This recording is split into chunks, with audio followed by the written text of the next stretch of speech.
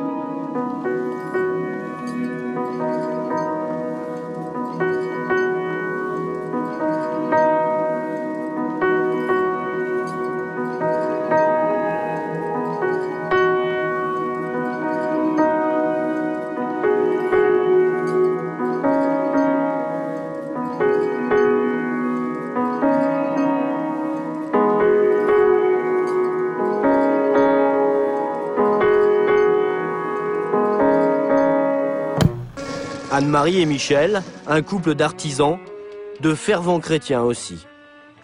Un jour, ils rencontrent des membres de la communauté de Sus sur une foire. Ils décident de leur rendre visite, bien loin de savoir ce qui les attend. Vous partez 4 jours en visite dans une communauté. Et on part 4 jours en visite dans une communauté. Et qu'est-ce qui se passe? Et on revient pas. Oui.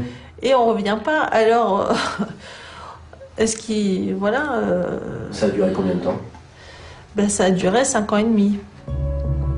Toute la famille rompt avec son ancienne vie. Les parents sont séduits par la chaleur humaine de la communauté.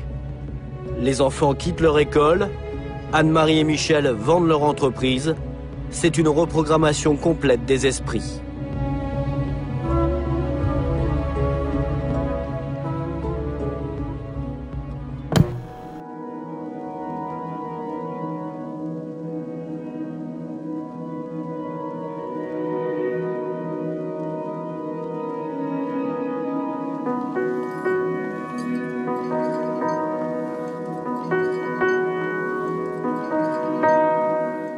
Pour moi, ce sont des gens, bien sûr, qui vivent en autarcie et qui ont un look et peut-être une façon d'être un peu différente de la nôtre, mais de là à porter des jugements négatifs, certainement pas. Il y a 8 ans, un bébé est mort ici d'une malformation cardiaque et d'un manque de soins. Les parents ont été condamnés à 12 ans de prison. Une erreur dramatique, regrette la communauté, qui persiste par ailleurs à refuser la vaccination obligatoire. Moi j'ai eu un fils qui a été vacciné parce qu'il était à l'hôpital, donc il a eu un truc sur le tétanos. Je ne suis pas contre du tout quand il y a eu le besoin de faire vacciner mon fils. Mais d'emblée, sans avoir le besoin, nous sommes contre.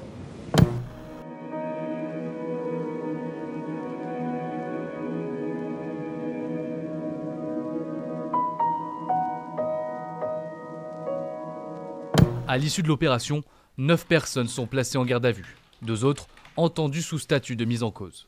Il revendique l'utilisation de petites baguettes pour contraindre et sanctionner des enfants qui n'ont pas respecté un certain nombre de règles. Voilà. Donc on en est là. Il ne s'agit pas de fantasmer sur des violences qui seraient outrancières au-delà de ça. Pour autant, ce sont des violences caractérisées qui ne sont pas dans les termes de ce qu'autorise la loi pénale. Et à ce titre-là, je souhaite que le juge d'instruction puisse faire toute la vérité sur la caractérisation de ces infractions. Cet ancien de la secte Tabitha's Place est né dans la communauté, y a passé toute son enfance et son adolescence. Une vie recluse, faite de religion, de labeur et de châtiments corporels, un enfer sur terre lorsqu'on est un enfant. On m'a corrigé avec des baguettes, avec des branches de palmier, des fois avec ce qu'on trouvait sous la main. En fait, ils utilisent la partie de Dieu pour conditionner les gens. Et puis après, une fois que les gens sont conditionnés, c'est le boulot, le boulot, le boulot.